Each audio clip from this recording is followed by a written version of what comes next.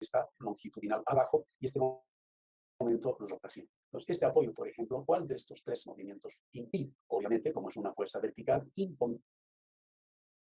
impedirá que esta fuerza provoque movimiento, porque va a haber una reacción que equilibra la carga, entonces no hay movimiento.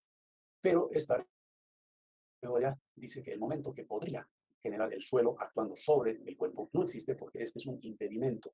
Esta es una articulación que restringe la transferencia de momentos. El momento interactivo cuerpo-suelo es cero, porque lo impide esa transferencia de esta argolla. Y esta plataforma de movimiento, como sabemos, hace que la fuerza interactiva cuerpo-suelo también sea cero, ¿no? Aquí hay rodillos que hacen que esta fuerza no pueda transferirse al suelo. Por lo tanto, el suelo no puede imponer restricción sobre este cuerpo, sobre esta cara del cuerpo.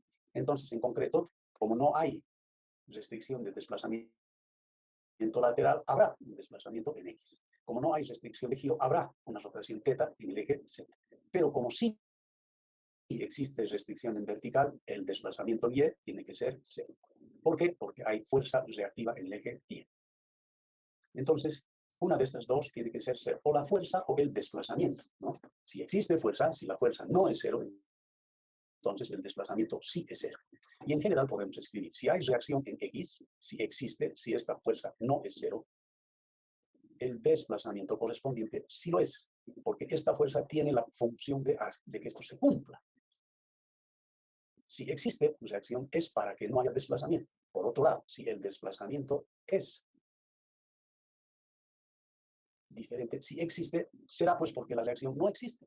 Si no hay reacción, entonces ¿quién puede impedir el desplazamiento? Nada. Ese es el concepto de reacción de apoyo, ¿no? Y estos tres movimientos, rotaciones, etcétera, estamos imponiendo, utilizando, ¿qué cosa? La hipótesis de Navier. Bien, entonces ya conocemos para qué están ahí las reacciones de apoyo. Impiden el movimiento de ciertas partes del cuerpo, por una parte. Por otra parte, si consideramos que este cuerpo sería rígido por un momento, si lo tomamos como un cuerpo rígido y está en el plano, entonces los movimientos que puede realizar este cuerpo serían, a ver, un movimiento vertical, un movimiento horizontal. No obstante que se está moviendo, este cuerpo sigue en el plano, sigue en el plano. Entonces, esos son los momentos translacionales que estarían relacionados con las fuerzas, el movimiento vertical, con la fuerza vertical, el movimiento horizontal, con la fuerza horizontal. Y el momento estará asociado con un giro. Entonces, lo que va a pasar es que este cuerpo, sometido a un momento, va a girar.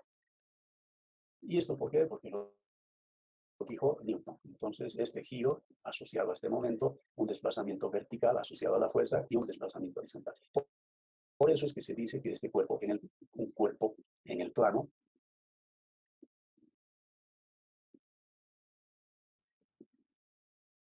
tiene 3 grados de libertad. Estamos viendo objetivamente los 3 grados de libertad.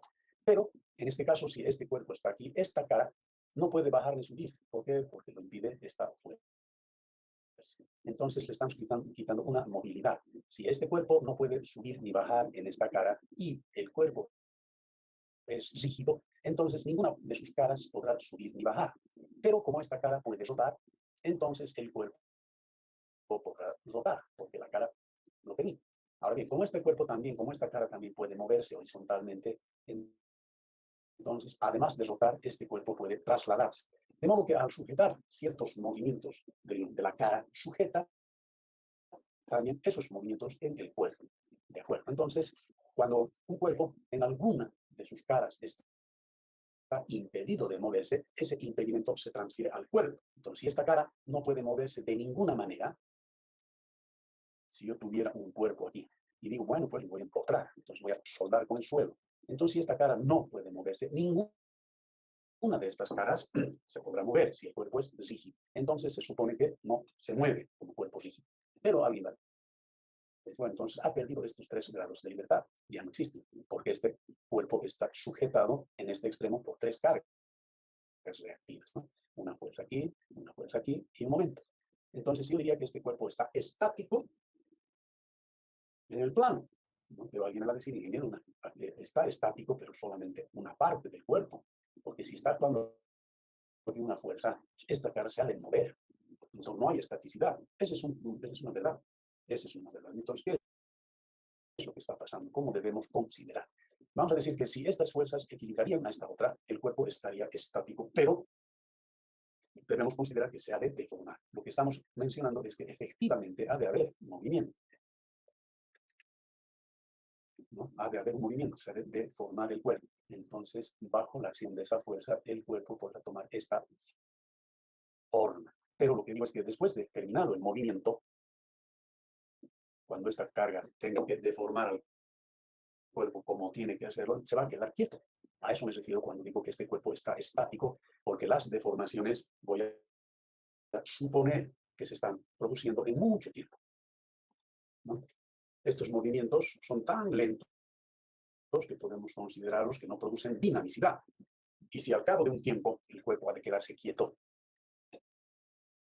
entonces estamos considerando este estado estático. Los desplazamientos, como digo, van a producirse en mucho tiempo, por lo tanto, no hay aceleración. Y si no hay aceleración, entonces el análisis es dentro del campo de la estática, por una parte. Por otra parte, podría ser que al moverse este punto, que es el punto de aplicación de esta fuerza, al moverse este punto tenga un desplazamiento que afecte las condiciones de equilibrio. Por ejemplo, este brazo podría cambiar. Esta distancia podría ser más pequeña que esta otra. Sin embargo, ese cambio de posición de las fuerzas debido a la deformación también se desprecia, ¿no? Entonces, ese es el principio de las pequeñas deformaciones. Principio de las deformaciones pequeñas, ¿no? O sea que el análisis lo hacemos, se llama este tipo de análisis admitiendo este principio de primer orden. Entonces estamos haciendo un análisis de primer orden. Por eso es que cuando planteamos la estática, tomamos los brazos iniciales, no tomamos los brazos finales. Es decir, esta fotografía y esta otra son tan parecidas que las diferencias son despreciables. Entonces, este principio permite que el análisis sea mucho más simple y pueda resolverse dentro de la álgebra clásica. No necesitamos las ecuaciones diferenciales. Si no tomamos en cuenta si no despreciamos la deformación al plantear las condiciones de la estática, entonces vamos a tener que resolver ecuaciones diferenciales. Bien, entonces, resumiendo, cuando yo sujeto una de las caras de este cuerpo, implícitamente estoy sujetando todo el cuerpo en esa dirección. Esta fuerza, entonces, que controla el movimiento de esta cara, implícitamente está controlando el movimiento de todas las caras. ¿Qué movimiento? En esta dirección longitudinal. Entonces, esta fuerza impide el movimiento de esta cara. Y al hacerlo, impide el movimiento de todas las caras. ¿Estamos de acuerdo? Esta fuerza impide el movimiento de esta cara, o sea que refuerza, es adicional al impedimento que puso esta carga. De modo que esta fuerza impide el movimiento vertical. Esta fuerza también, o sea que el movimiento vertical está impedido dos veces. O sea que una parte del impedimento se debe a esta fuerza y otra parte del impedimento se debe a esta fuerza. Entonces alguien va a decir, pero si estamos sujetando dos veces el mismo movimiento y hay tres movimientos y dos están impidiendo el mismo movimiento, entonces nos va a faltar, porque este impide el desplazamiento en Y, este también impide el movimiento en Y este impide el movimiento en X. Entonces, ¿quién impide la rotación? Ese es un pensamiento lógico, ¿no? Pero sabemos que el movimiento rotacional se debe a un par. Entonces, entre estas dos fuerzas, seguro que va a existir un par que se va a encargar de controlar los movimientos rotacionales. Entonces, en esta fuerza que es vertical y en esta fuerza que es paralela, está incluido, es implícito, es decir, no se está explicitando, no se está viendo, pero existe un momento, un par que controla la rotación Z. Entonces, con eso, el movimiento vertical, horizontal, vertical, controla la rotación. Sí, en estas dos fuerzas está oculto un par que impide el movimiento. En algunos casos está medio escondida esta relación. Si, por ejemplo, yo pongo un apoyo móvil como este aquí, otro apoyo móvil aquí y otro apoyo aquí, entonces, ¿qué movimiento no estaría controlando? El movimiento horizontal. Entonces, si no existiría esta fuerza horizontal y todas serían de este tipo, todos los apoyos serían así, entonces este cuerpo efectivamente está controlado en sus movimientos verticales, está controlado implícitamente en sus rotaciones Pero no habiendo ninguna reacción horizontal, el desplazamiento horizontal no está controlado. O sea que no es cero. Este cuerpo se está moviendo. Es el caso, por ejemplo, de una locomotora. Como las llantas de una locomotora o de un vehículo solamente controlan el movimiento vertical, entonces no gira este cuerpo, no baja ni sube sobre las rieles, pero sí avanza. En esta dirección existe movimiento. Eso quiere decir que aunque tenga una, dos y tres reacciones, no obstante que tengo tres reacciones, estoy controlando en teoría tres movimientos. Lo que sucede aquí es que esta fuerza y esta fuerza y esta fuerza, todas están controlando solamente el movimiento vertical. Bien, entonces eso como un comentario respecto de las libertades del cuerpo y de las restricciones de movimiento del cuerpo. Eso que corresponde a la estática, ¿no? Posteriormente nosotros queremos averiguar cómo se deforma este cuerpo. Evidentemente ya se ha quedado quieto, se ha deformado, estando deformado se ha quedado, pero yo quiero saber cómo se ha deformado, cuál es esta deformada. Entonces para eso tengo que cortar el elemento en cualquier distancia variable, y plantear un corte aquí. Y decir, cuando hago un corte, lo que sucede lógicamente es que estoy alterando el equilibrio. Estas cargas, las cargas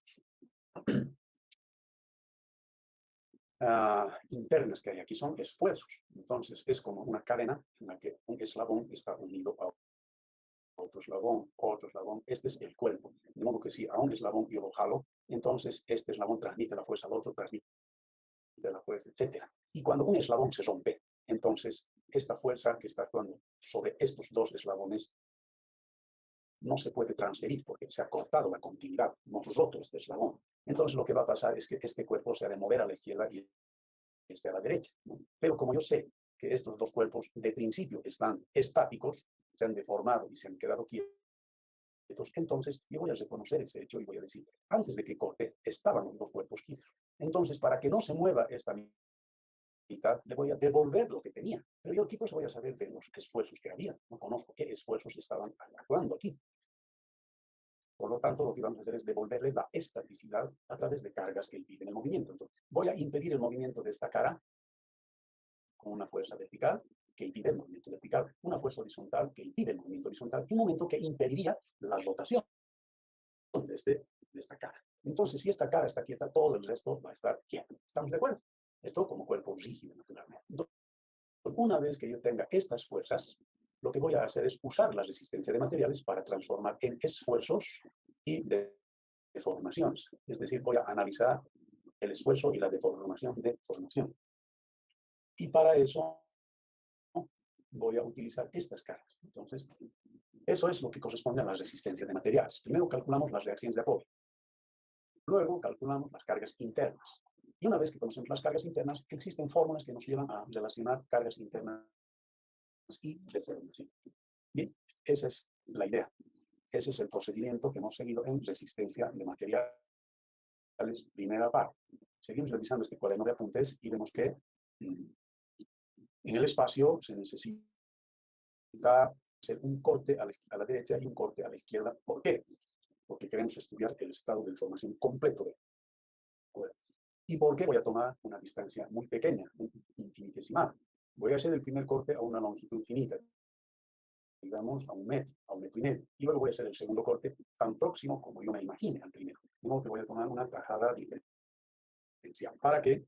Para que algunos de los cambios yo pueda despreciar.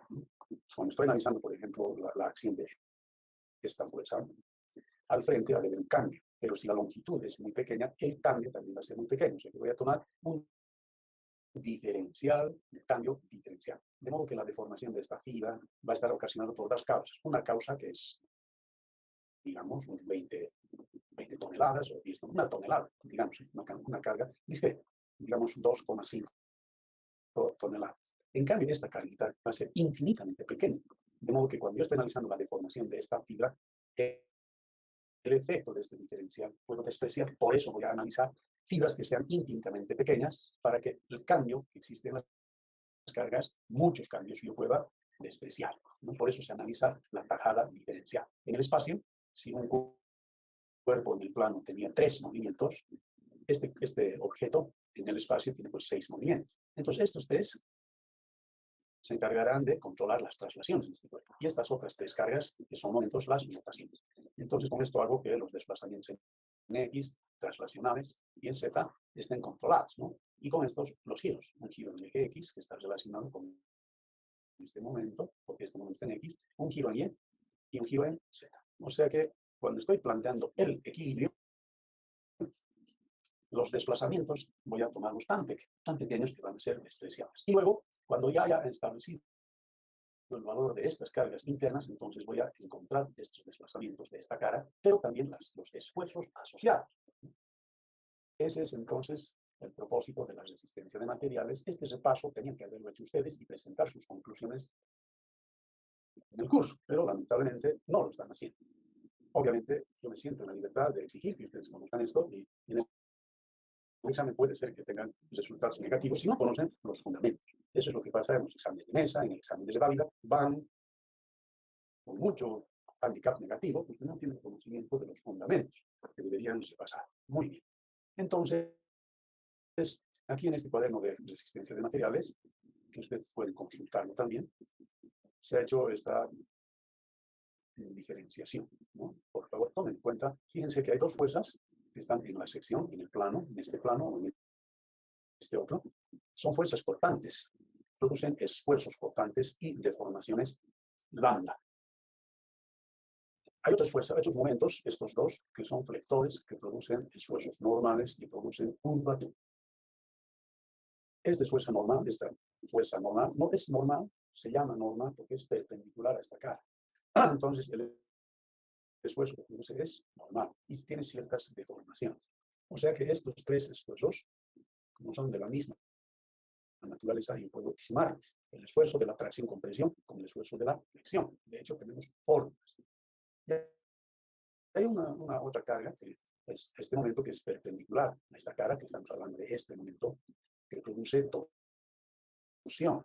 Entonces, la torsión es un estado en el cual la cara rota encima de la otra, ¿no? Estas caras rotan así. Entonces, este es un esfuerzo torsionante, perdón, una carga torsionante que produce cortante. Entonces, las fuerzas cortantes y el momento torsor son los que producen esos esfuerzos. Bueno, entonces, en la resistencia de materiales vamos a resolver este problema. Y vamos a ir ahora a nuestro texto, a lo que queríamos, ¿no? Aquí estamos. Vamos a ver el dibujo de esos movimientos. Un resumen de estos movimientos estaría aquí, ¿no? Entonces, vamos a tomar la nomenclatura de antes, como era la nomenclatura, si no me equivoco. Puedes tomar cualquier nomenclatura, pero quisiera seguir la misma.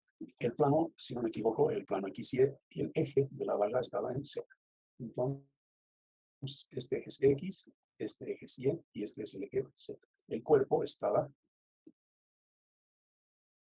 sobre el eje Z, por lo tanto, esta sería su sección transversal, ¿no? La sección transversal. Esta fuerza estaría en eje Z. Diríamos es PZ. Esta fuerza es PZ. Entonces vamos a hablar de desplazamientos longitudinales. Esta cara y esta cara están sujetas a esta fuerza. Entonces esta cara, debido a la acción de esta fuerza, se mueve a la izquierda y esta obliga a la cara derecha a moverse hacia la derecha. Estas dos sumadas son un delta de la longitud inicial. La longitud inicial es un diferencial de Z. Perfecto. Entonces tengo yo que establecer cuánto vale esta deformación de la fibra, que a su vez es el desplazamiento, la suma de los desplazamientos de las caras. Entonces hablamos de la deformación como un alargamiento. ¿Quién se alarga? La fibra. La fibra se deforma, el cuerpo se deforma. Y estamos hablando de un desplazamiento. ¿Qué es el que se desplaza? La cara. Las dos caras, izquierda y derecha, se mueven. Entonces, esa es la diferencia entre deformación y desplazamiento. Pero ambos están dados por esta longitud. El desplazamiento está medido por el delta del diferencial. Será lo mismo que la suma de los desplazamientos de ambas caras. Perfecto. ¿Y cuánto va? Pues ahora estamos pasando a considerar, ya que hemos visto la deformación, el esfuerzo. Entonces, cuando la fuerza es perpendicular a la cara, entonces la distribución de la fuerza sobre el área es uniforme y se le llama sigma. Sigma es el esfuerzo producido en las fibras, el esfuerzo longitudinal a las fibras. De modo que esta deformación es un alargamiento cuando hay tracción y es un acortamiento cuando la fuerza es compresiva. Bien. Ahora, para que esta distribución sea uniforme, para que todas las fibras tengan el mismo esfuerzo, es necesario que esta fuerza actúe. Vamos a dibujar la fuerza. Ahí está la fuerza PZ. Es imprescindible que esta fuerza esté actuando en el centroide del cuerpo. Entonces se cumplirá, este esfuerzo será el que está aquí, aquí, aquí, aquí, o en cualquier parte de la sección. Ahora, la hipótesis de Navier dice que debido a esta fuerza P en Z, todos los puntos que están inicialmente aquí y aquí van a terminar en las mismas caras, pero cuando la cara sea movida. Y el desplazamiento está dado por el delta del diferencial de Z, que sería igual, según la ley de Hooke, a N, la longitud inicial, el módulo de elasticidad y el área. Entonces está tomando un diferencial de longitud para que cualquier diferencia que hay, tanto en el área como en la fuerza, sea despreciable. Entonces, este va a ser el crecimiento de todas las fibras que están dentro del cuerpo. Esta fibra, esta, etc. Entonces, esta es la ley de Hooke en la tracción. Y esta es la base de toda la resistencia de materiales. Entonces, así como la ley de Newton es la base de la física, esta ley es la base de la resistencia de materiales, ¿no? Relación esfuerzo y deformación. Si ustedes pasan la longitud inicial a dividir al crecimiento, y si dividen n sobre a para hallar sigma, entonces a esta relación se le llama deformación unitaria, que es la relación entre el esfuerzo y el módulo de elasticidad. Esta es otra presentación usual de la ley de Hooke. Entonces aquí tenemos esfuerzo, deformación unitaria, porque este es el crecimiento total relacionado con la longitud inicial. Entonces esa es la deformación unitaria. Pasamos entonces a considerar otras deformaciones. Por ejemplo, la que produciría esta fuerza estaría en el eje Y. Estamos hablando de una carga que está actuando ahora sobre el área en esta dirección. Se llama P en Y. Entonces, esta es la tajada diferencial. Esta cara sujeta a esta fuerza ha de bajar un poco. Y la fuerza ahí atrás, aquí, es semejante, tiene la dirección paralela, pero el sentido hacia arriba, ¿no? Es lo que se hace para que, bueno, se toman sentidos contrarios siempre, para que de principio el equilibrio esté dado con signos positivos, ¿no? Entonces, este sube y este baja, ambos son positivos para las resistencias materiales y dan equilibrio, ¿no? Bueno, entonces este desplazamiento y este desplazamiento sumados son el diferencial de lambda, o sea que si nosotros extraemos solamente el cuerpo, aquí hay un desplazamiento que será la suma de estos dos. Entonces, este es el diferencial de lambda, y si esta es la longitud inicial, un diferencial de Z, si este ángulo sería muy pequeño, gamma lo llamaremos, la tangente de este ángulo sería igual al ángulo mismo, entonces podríamos decir que gamma, la deformación unitaria, es igual al diferencial de lambda dividido entre el diferencial de Z. Es, como ven ustedes, semejante a este. Entonces, este gamma es la deformación unitaria en corto. Si la fuerza perpendicular produjo alargamiento, las deformaciones unitarias del corte son ángulos. Entonces, este ángulo producirá curvatura en la pieza. Entonces, estas fuerzas que están sobre la superficie definen ya sea un diferencial de lambda o su deformación unitaria sería un ángulo gamma. Entonces, ese gráfico está escrito aquí. Ahora, ¿cuánto vale? ¿Qué valor tienen los esfuerzos y las deformaciones? Entonces, como la fuerza está en el plano, su distribución está también sobre el plano. Las cargas distribuidas están en el plano. Estos son los esfuerzos que están en el plano. Y como son tangenciales a la sección, se llaman tau, son esfuerzos por tau. Y bueno, la distribución sería que tau es igual a la carga P, en este caso Y, multiplicado por el momento estático respecto del eje X, la inercia respecto del eje X y el ancho de la sección cortada, el ancho de X. En esta fórmula es de una parábola cuando la sección es rectangular, o sea que en este extremo el cortante es 0, en este otro extremo también, y el cortante máximo, el tau máximo, está en el eje centroidal. Bien, esta es el esfuerzo y la deformación, si queremos escribir el diferencial de lambda, es igual a la carga P y E a la longitud diferencial Z dividido entre el área y el módulo de elasticidad en corte. Fíjense ustedes la semejanza entre estas dos fórmulas. La fuerza aquí es la fuerza P en Z, que se llama normal. Aquí la fuerza es Y. Entonces, ¿tiene que ver con el área? Sí, señor, tiene que ver con el área. Pero como el esfuerzo es cortante, se utiliza el módulo de elasticidad en corte. Y aquí se utiliza el módulo de elasticidad en longitudinal. Es básicamente la misma fuerza. Pero debido a que la distribución de esfuerzos no es uniforme como aquí, debido a que no tenemos el mismo esfuerzo, aquí tenemos los esfuerzos normales son uniformes, en cambio aquí son variables. Por lo tanto, hay que multiplicar por un coeficiente de forma, que se llama un factor de forma. Entonces ya hemos hablado de los esfuerzos y deformaciones del corte, de una fuerza que está aquí. Esta fuerza, si ustedes observan, es hermana de esta otra porque está también sobre el plano, de modo que todas estas relaciones van a ser semejantes cuando se utilice la fuerza en X. Naturalmente, el momento estático ahora va a ser respecto del eje Y, la inercia respecto del eje Y y el ancho paralelo al eje Y. Van a ser las mismas formas. Estamos haciendo un repaso de la resistencia de materiales, ¿ya? Para que no se sorprendan, porque vamos a utilizar estos conocimientos en cálculo de las deformaciones. Entonces ya hemos hablado de todas las fuerzas. Una fuerza normal y dos cortantes. Ahora hablamos del momento. Este momento hace que esta cara rote. Vamos a dibujar solamente una cara que se mueva para que el dibujo sea mejor. Supongan que esta es la figura.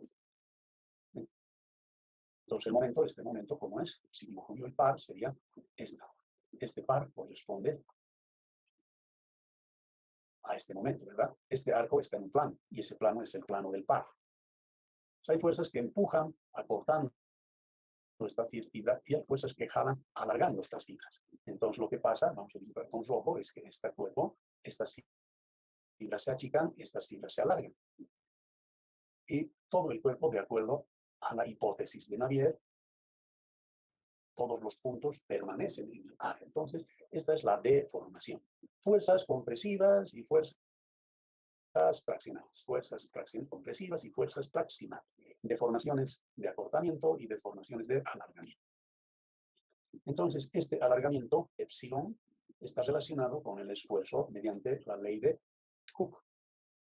Entonces, va a ser igual a sigma sobre el módulo de elasticidad. Entonces, planteando condiciones de giro, etc., yo puedo encontrar, utilizando la deformación unitaria, que es linealmente variable, yo puedo establecer que el esfuerzo debido al momento es igual al momento sobre el momento de segundo orden multiplicado por la distancia a la fibra que estoy determinando este esfuerzo. Este esfuerzo está a una distancia, vamos a dibujar ejes. Este es el eje X, este es el eje Y y este es el eje Z. Entonces, esta distancia es la distancia Y. Esa partecita hubiéramos obviado si todos hubieran hecho su tarea. Ahora bien, este momento es el momento que está en el eje X. Este es el eje X, este es el momento en X. Entonces, es momento X, la inercia está en X, y la deformación, este angulito, sería el ángulo θ, que está dado por, nuevamente, mx sobre e y x. Este es un ángulo diferencial y la longitud es el diferencial. Ese es el ángulo. Claro que los signos dependerán de los ejes, etc. Están viendo a la rápida lo que pasa en la resistencia. Otra vez, esfuerzo, deformación. Estas relaciones para nosotros van a tener tremenda importancia, porque las deformaciones que hemos hablado del cortante son despreciables. Todo lo que corresponde al corte, salvo el esfuerzo, todas las deformaciones vamos a despreciables porque son pequeñas. En cambio, estas son las que producen todo el problema. Por lo tanto, esta relación voy a utilizarla permanentemente. ¿Ya? Los esfuerzos de corte, bien, los usamos, pero las deformaciones de corte las vamos a despreciar. No obstante, ya las conocemos. Bien, entonces, así como hemos analizado este momento, que está sobre el eje X, también tienen relación, estas mismas relaciones se utilizan cuando el momento está en Y, es decir, en el plano. Estos dos momentos, entonces, son hermanos, producen sigma y θ de este ángulo. Bueno, entonces, ya hemos analizado el momento en X momento. Este momento, que sería el momento que está en el eje Z, está aquí dibujado. Como pueden ustedes ver, esta fibra se mueve aquí, esta se mueve aquí, y el ángulo es un ángulo que está en el plano XY. Entonces, si esta figura para que se note, ¿no? Fue un rectángulo, inicialmente, perdón. Ahora vamos a dibujar mejor. Así, si este sería el rectángulo, cuando se deforma por torsión, esta es la posición que tomaría. Entonces, Entonces, la deformación es el ángulo que se puede medir entre estas dos rectas. Este ángulo se llama phi. Y como esta cara está deslizando, esta cara desliza encima de la otra, el esfuerzo es tau. Cuando el momento está aquí, el giro está aquí, y el esfuerzo que se produce es tangencial al radio vector. Bueno, tau será al momento m, z, dividido entre la inercia respecto del eje z por el diferencial de z. Y este es el esfuerzo. Y la deformación phi va a tener relación con esto, porque es momento también. M, Z, E, no, G en este caso, porque es cortante, y Z por diferencial de Z. Entonces, esas son las relaciones, esfuerzo y deformación. Pero hay un problema. El problema es que los esfuerzos no se distribuyen uniformemente sobre la sección. En algunos lugares hay esfuerzos grandes, en muchos esfuerzos pequeños se agolpan, y cuando la forma no es un círculo, cuando la sección transversal no es círculo, estas fórmulas son inexactas porque no satisfacen la hipótesis de Navier. Entonces hay que modificar. Se utilizará un momento de inercia equivalente. Hay que modificar. Siempre que hay corte, hay problema. Tanto con la fuerza cortante como con el momento torsor, entonces hay que hacer modificaciones a la forma. Y Z servirá solo cuando la sección transversal sea un círculo. En todos los demás casos habrá que hacer ajustes. Bien, estas relaciones las vamos a sacar ya de los textos de diseño. Estructuras metálicas y estructuras de hormigón nos van a decir qué constantes geométricas debemos tomar, tanto para calcular el corte como para calcular la deformación. Son esos valores que vamos a rescatar. Se podrían obtener, en algunos casos, resolviendo las ecuaciones diferenciales dependiendo de la figura. Cada figura, entonces, tiene su propia solución. Bien, esas son las relaciones entre esfuerzos y deformaciones. Yo, como les digo, me siento en la posibilidad, en el derecho de pedirles en el examen que ustedes conozcan esto, porque esto es lo que se necesita para esta materia. Hemos hecho un repaso, hemos perdido cuánto tiempo, desde las 10:30 hasta las 11:30, una hora, y obviamente no va a estar perfectamente claro. Los que tenían más o menos idea, seguramente se han ubicado. Otros seguramente todavía están dudando. Por lo tanto, tienen que volver a repasar los textos de la existencia de materiales, porque estas deformaciones y estos esfuerzos los vamos a necesitar. Bien, ahora vamos a hablar del trabajo, ¿de acuerdo? Hemos terminado este repaso de resistencia de materiales. Por favor, dense tiempito, hagan los textos, porque eso les va a ayudar muchísimo, ¿no? Para comprender los fenómenos que vamos a estudiar.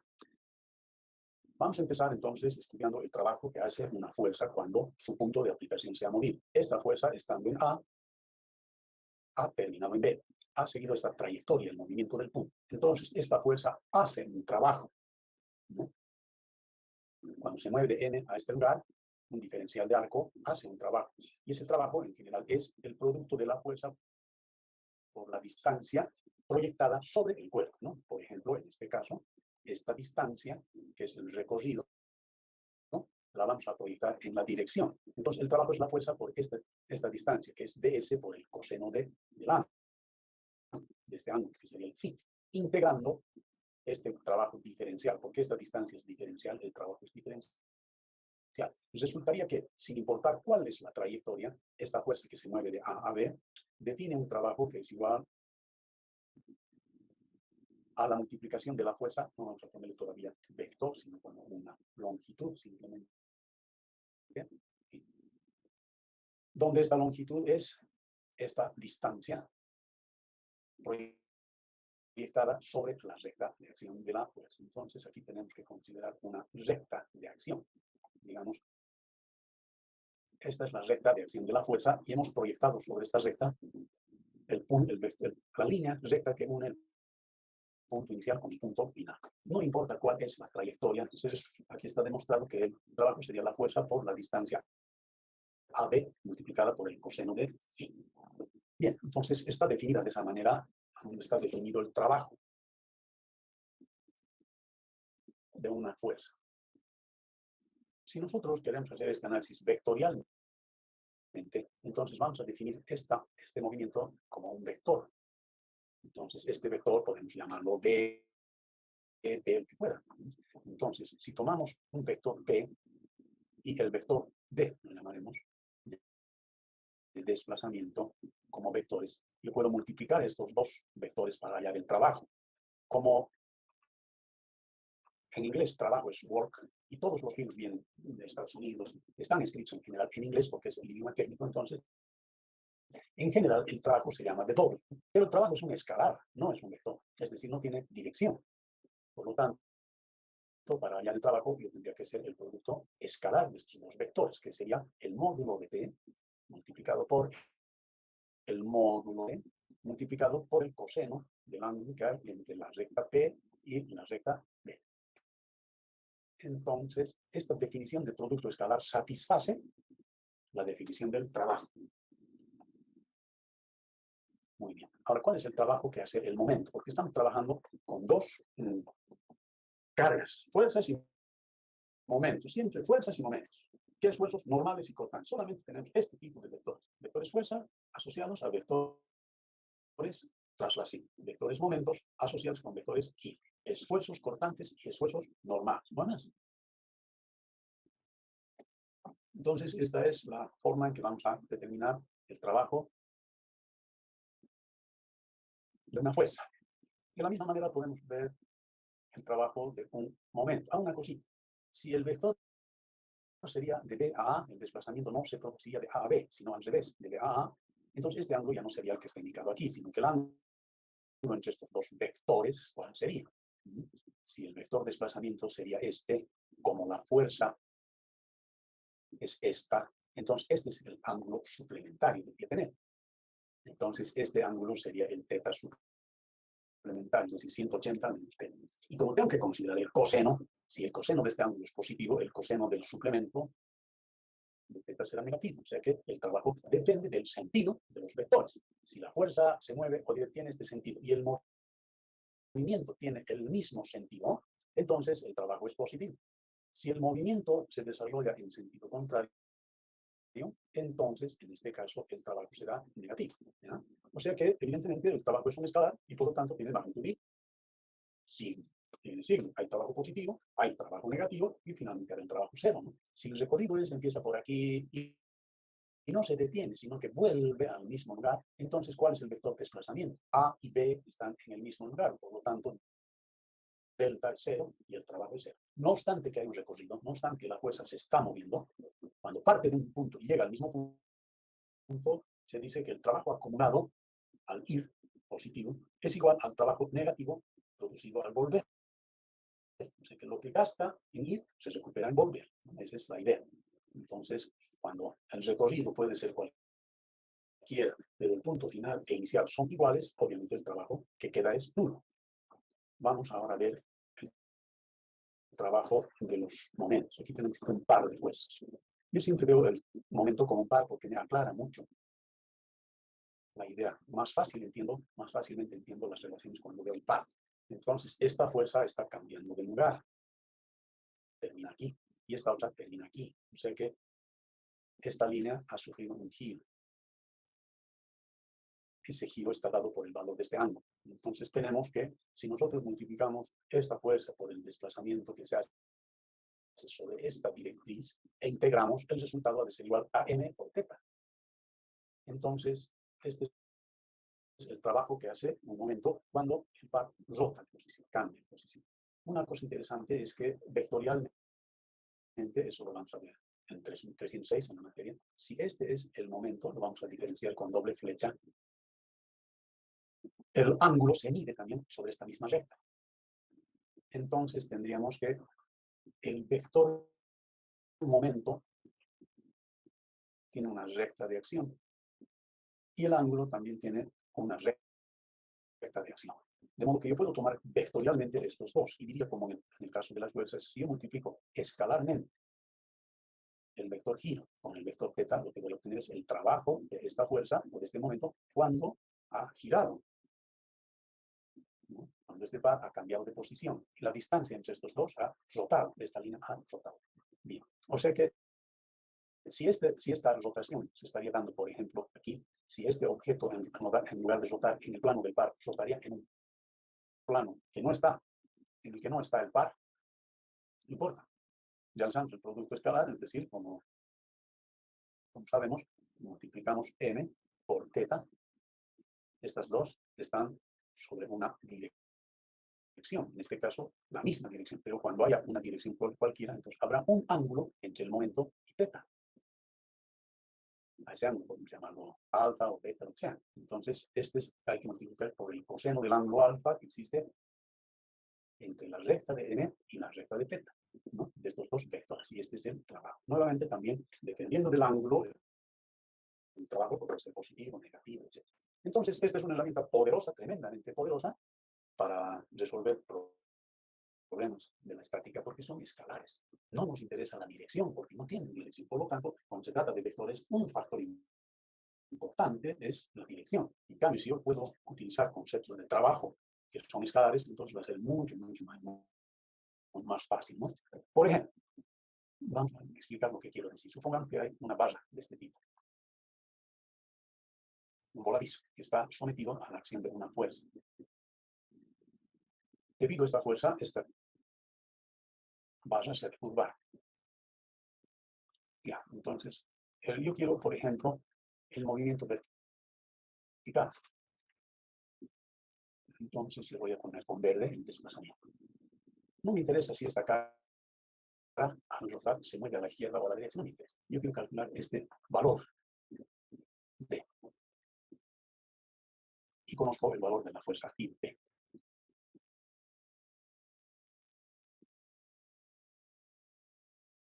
Entonces, para calcular este desplazamiento, naturalmente yo puedo calcular, debido a la acción de esta fuerza, momento. M voy a poner en minúscula para ver que es una función, ¿no? El momento en cualquier parte de esta máquina. Y voy a llamar M mayúscula cuando sea un momento reactivo o actor activo, ¿no? Concentrado. En cambio, N es una función que depende de la posición. Si tengo aquí, tengo N, si tengo aquí, otro N. Entonces, esa es la nomenclatura que voy a utilizar. También tengo, o puedo tener un cortante y una normal. Entonces, estas son cargas internas. Perfecto. Relaciono las cargas internas con el giro y con la curvatura y encuentro de alguna manera B. Ese es el método, por ejemplo, de la doble integración, ¿no? Conociendo el momento, calculo las pendientes de esta curva y conociendo las pendientes, calculo su desplazamiento. Es decir, θ, como sabemos, es igual al momento, el diferencial de longitud, el módulo de elasticidad y la inercia.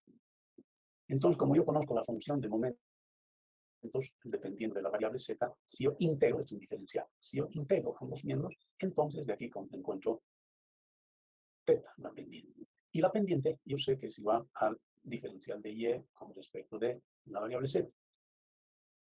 Entonces, si paso esto a multiplicar e integro, entonces el diferencial de y, que sería igual a θ por el diferencial de z, integrando una vez más, esto es igual a la doble integración del momento, la longitud, el módulo de elasticidad y la inercia.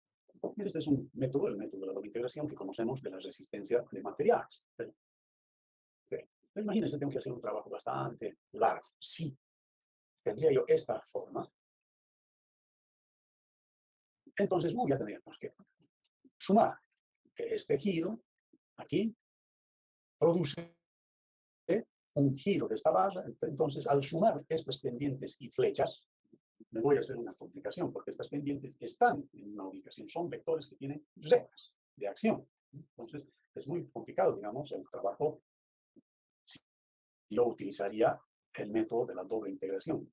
Para esta barrita simplemente, entonces, para calcular este desplazamiento me daría en un proceso bastante larguito. En cambio, si yo conozco algún método energético, entonces digo, aquí hay un trabajo. Esta fuerza se está moviendo D, entonces es P por D. Yo conozco la fuerza P y quiero calcular T.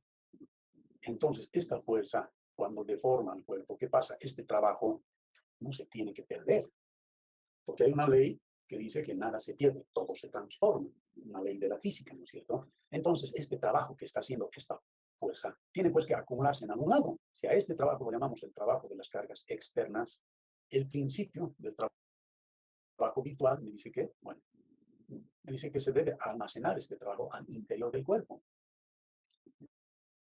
Entonces, el trabajo que hacen las cargas externas tendría que ser igual al trabajo que hacen las cargas internas. ¿Y cuál es el trabajo que hacen las cargas internas? Entonces, aquí hay una cara que tiene un momento. Supongamos que el momento sea positivo. Cuando rota, entonces, estando aquí, este momento, todo eso se produce un giro. Entonces, este giro es el teta y este giro es el n. Entonces, habrá pues un trabajo de n durante teta. Entonces, si teta es esto, si teta, como sabemos, es m sobre i por diferencial de z.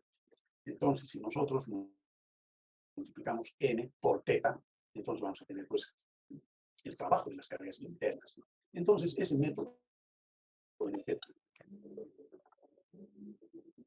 energético que estamos planteando es simplemente igualar dos escalares. Y esta integración de n por teta, que sería n al cuadrado teta, yo puedo integrar fácilmente. Y entonces he conseguido, igualando el trabajo de las cargas internas con el trabajo de las cargas externas, simplemente por integración, yo puedo resolver este problema, que en este caso todavía es sencillo. Pero aquí, donde ya puedo conseguir fácilmente los momentos y simplemente el momento multiplicar por teta e integrar y conseguir el valor del desplazamiento este, pues es una gran ventaja, ¿no? Es una ventaja terrible. Por eso es que se utilizan métodos energéticos para calcular desplazamiento. Yo les invito a resolver este problema por el método de la doble integración y, por otra parte, buscar algún texto, el trabajo, como lo hemos planteado, pasar a integrar directamente. Entonces, fácilmente se puede resolver el problema, ¿no? Plantear este problema con carga vertical. Objeto, calcular el desplazamiento de este extremo. Entonces, si yo asumo que el desplazamiento es hacia abajo, entonces estoy calculando ya por este producto, fuerza por distancia, trabajo. Y si ahora digo, los esfuerzos aquí, momento cortante y normal,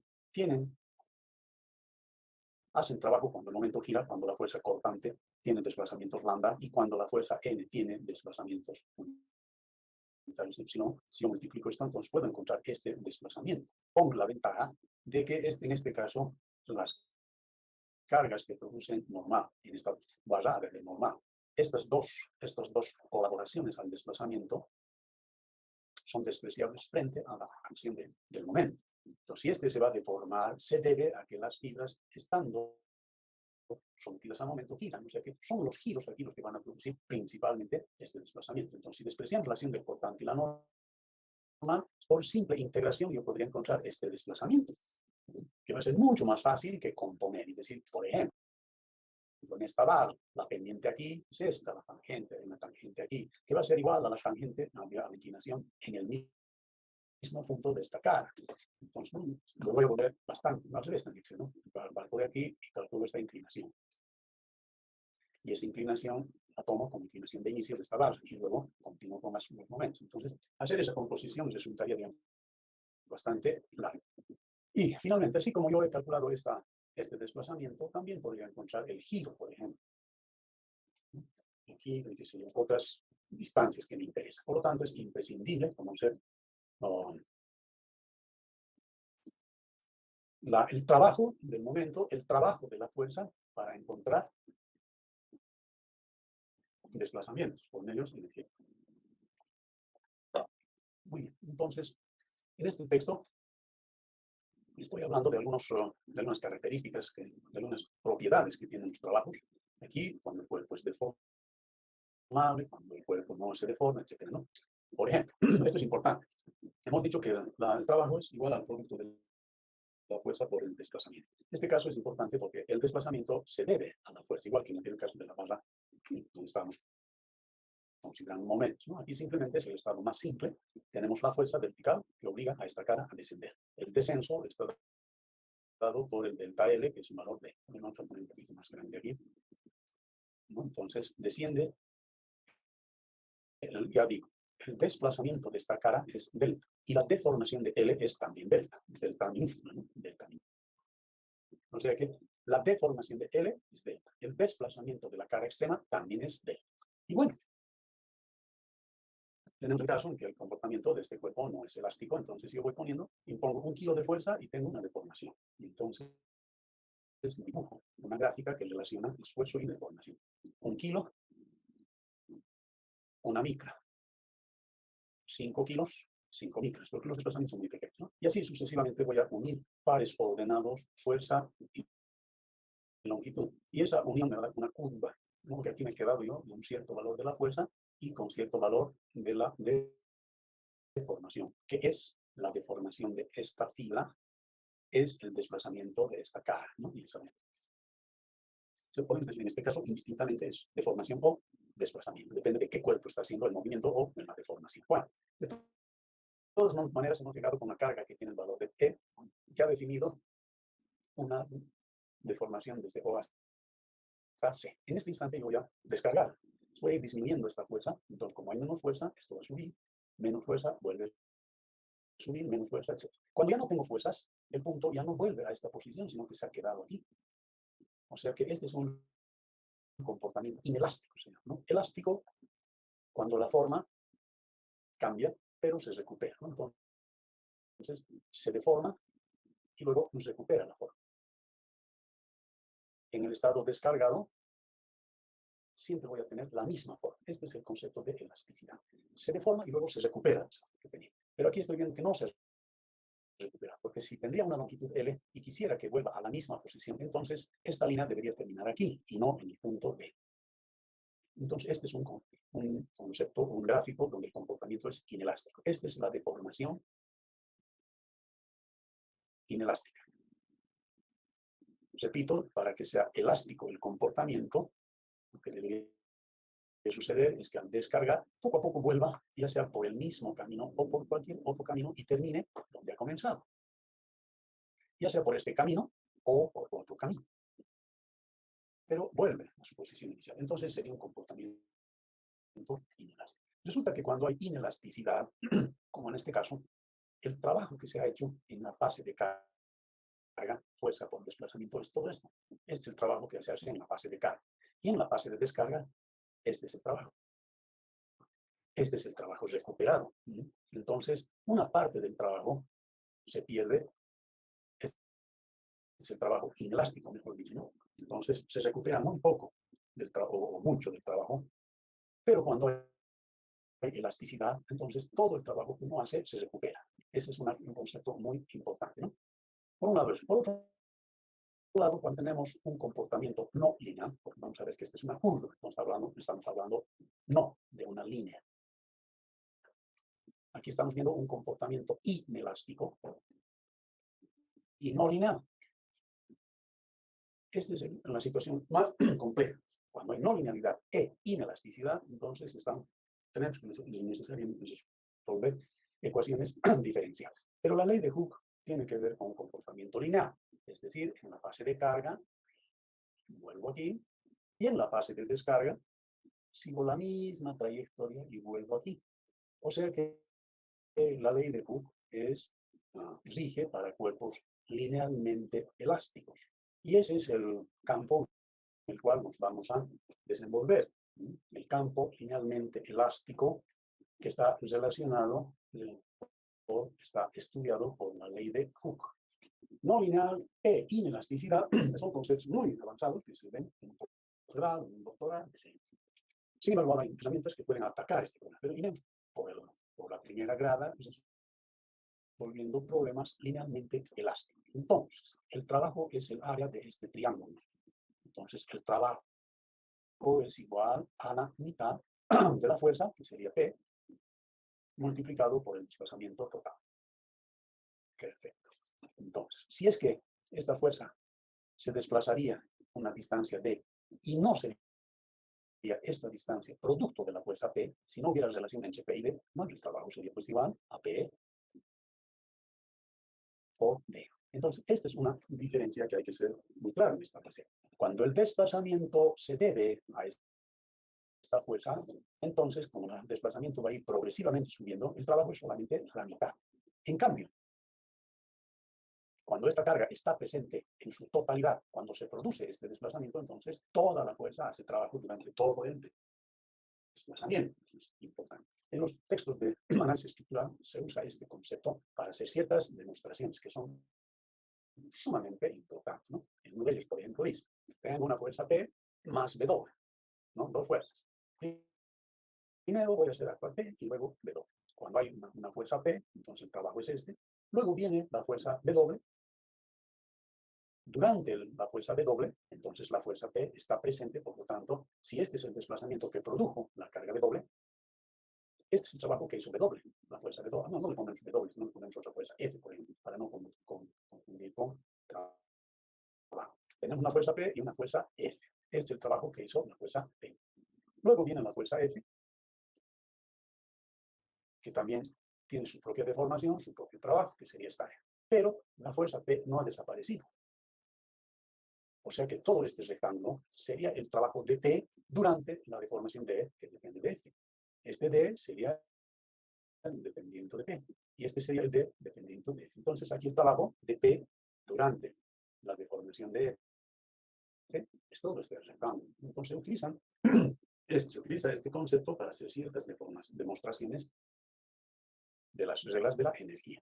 Eso, obviamente, se lo van a entender claramente cuando repasen cualquier texto de análisis estructural en algunos de sus teoremas, ¿no? Nosotros tenemos muy poco tiempo para estar viendo todos esos teoremas. Si nos alcanza, al final vamos a llegar a esos teoremas, ¿no? Pero eso depende de ustedes. Yo les he dado un trabajo, no he cumplido ese trabajo, hemos tenido que hacer en la clase ese trabajo, por lo tanto, esa clase ya no la vamos a poder reemplazar posteriormente. Ustedes son los que pierden cuando no cumplen los trabajos especializados. Hay una diferencia clara en el hecho de que la fuerza está presente en su totalidad cuando se da el desplazamiento, por un lado, o la fuerza va creciendo paulatinamente al mismo ritmo del desplazamiento, ¿no? Linealmente con el desplazamiento. Y hay aquí algunas otras definiciones, teorema de Clapeyron, etcétera, etcétera. Digo yo, tenemos muy poco tiempo, por lo tanto vamos a obviar aquí el trabajo que hacen un conjunto de fuerzas cuando el cuerpo es rígido y se mueve. Entonces, cuando este cuerpo se mueve, todas las cargas se mueven, pero como el sistema está en equilibrio, el trabajo que hace esta fuerza, por ejemplo, se anulará con el trabajo que hace esta fuerza, etcétera, de modo que el trabajo final es nulo. Y tenemos aquí el principio del trabajo virtual, que es la clave de esta materia que vamos a aplicar permanentemente, ¿no? Bueno, entonces aquí tenemos un conjunto de cuerdas, puede ser una o varias, no importa, que ha producido esta deformada. Entonces en rojo vamos a poner la causa y el efecto. La causa son estas fuerzas, el efecto es que la deformación adquiere esta posición. Esta es la deformada. Luego, por alguna causa, se produce un desplazamiento adicional. No lo ponemos con el mismo rojo, ¿no? Sino con negro, por supuesto.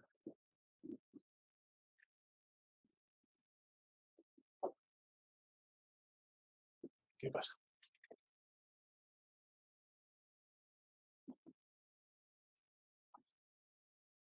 Quiere cambiar de color.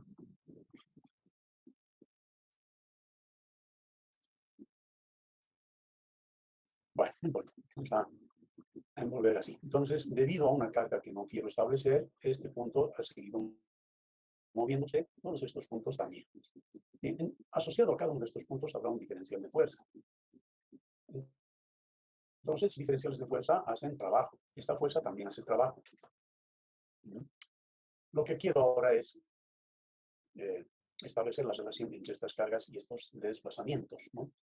El trabajo ahora es de unas cargas durante desplazamientos que son producidos por otra causa.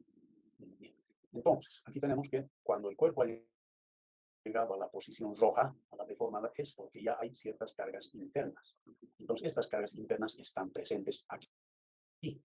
Cuando se produce este desplazamiento, vamos a tomar dos fases. Una fase que este cuerpo llegue, este punto llegue a este punto, y luego, al desplazarse, lo va a hacer como cuerpo rígido, es decir, va a moverse aquí, va a moverse aquí y va a rotar. Entonces, este cuerpo se mueve aquí y finalmente rota, pero sin deformarse.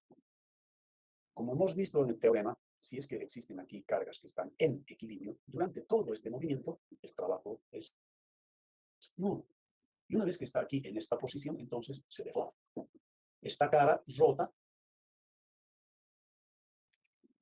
esta cara rota, esta cara rota, esta cara se traslada, etc. Sí, sufre todas las deformaciones necesarias para que llegue de esta curva a esta otra. Como se ha curvado, entonces supone que se ha desnivelado elevado, se ha alargado, etc. Todas las deformaciones. Entonces, este momento hará trabajo cuando esta cara rote teta.